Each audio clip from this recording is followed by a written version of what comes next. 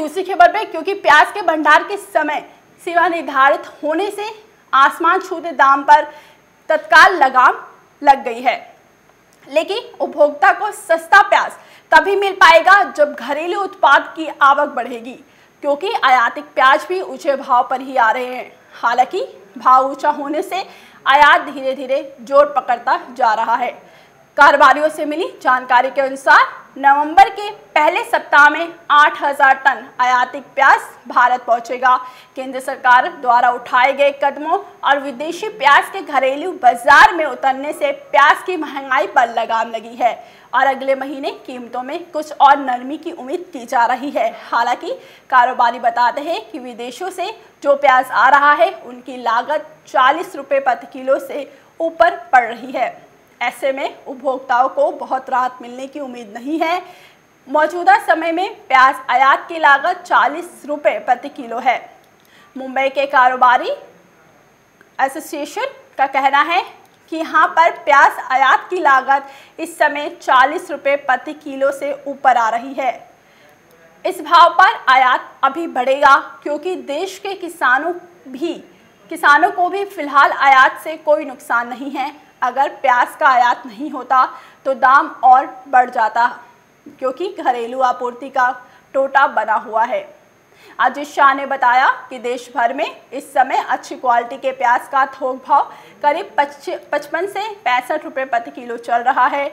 अगले महीने के पहले सप्ताह में करीब 8,000 टन प्याज विदेश से आने वाला है। भारत इस समय ईरान, हॉलैंड, मिस्र और टर्की से प्याज मंगा रहा है। इसके अलावा अफगानिस्तान से प्याज पंजाब के रास्ते से आ रहा है। उधर प्याज सूत्रों से मिली जानकारी के अनुसार प्याज का भाव ऊंचा होने से किसान खेतों से अपनी फसल समय से पहले निकालने लगे हैं, जिससे नवंबर में घरेलू आवक बढ़ जाएगी।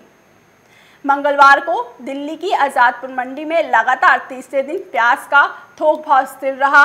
एशिया में फलों और सब्जियों की सबसे बड़ी मंडी में शुमार आज़ादपुर मंडी स्थित कृषि उपज विपणन समिति यानी APMC की कीमत सूची के अनुसार मंगलवार को तीसरे दिन प्याज का थोक भाव स्थिर देखने को मिला।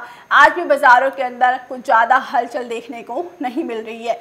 इससे पहले 22 अक्टूबर को आज़ादपुर मंडी में प्याज का भाव 40 रुपये प्रति किलो देखने को मिला था। लेकिन आपको बता दें, केंद्र सरकार प्याज का भंडार की समय सीमा 23 अक्टूबर को जब तय किया, उसके बाद कीमतों में थोड़ी नरमी देखने को मिली। हालांकि देश की राजधानी दिल्ली और उसके आसपास के इलाके में प्याज का खुदरा भाव अभी भी 70 से 90 रुपये प्रति किलो बिक रहा है।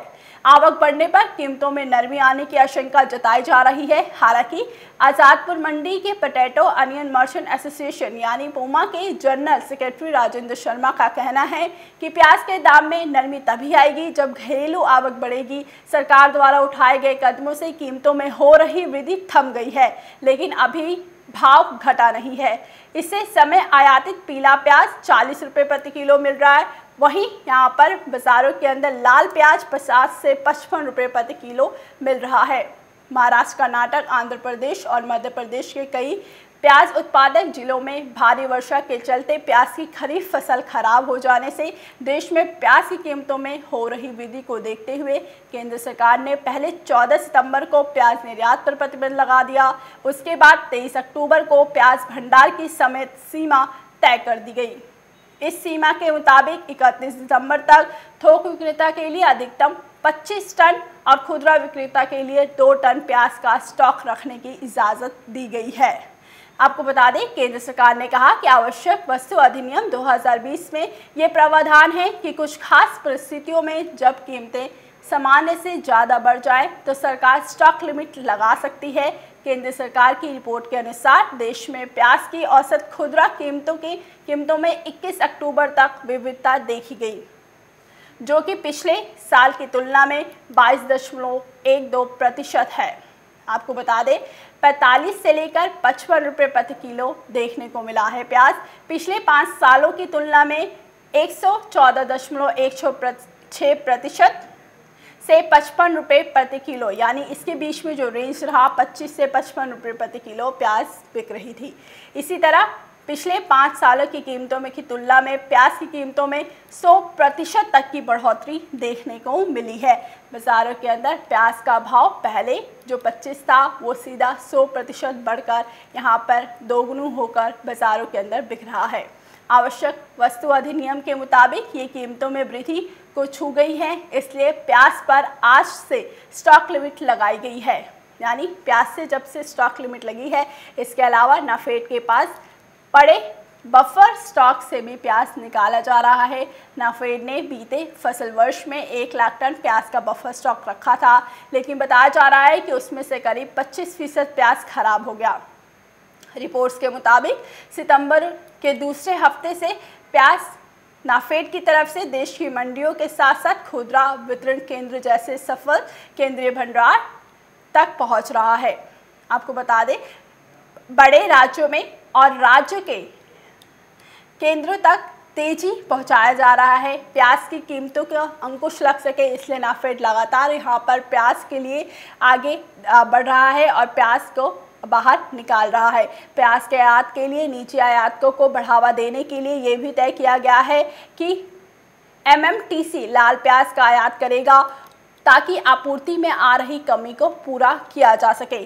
कीमतों के अंदर लगातार तेजी देखने को मिल रही है, लेकिन एक्सपोर्ट पर बैन लगाना और आयात शुरू करने के बावजूद केंद्र सरकार ने काफ़ी अंकुश लगाने की यहाँ पर दौड़ देखी है, लेकिन उसके बावजूद प्याज की कीमतों पर कोई अंकुश नहीं लग रहा।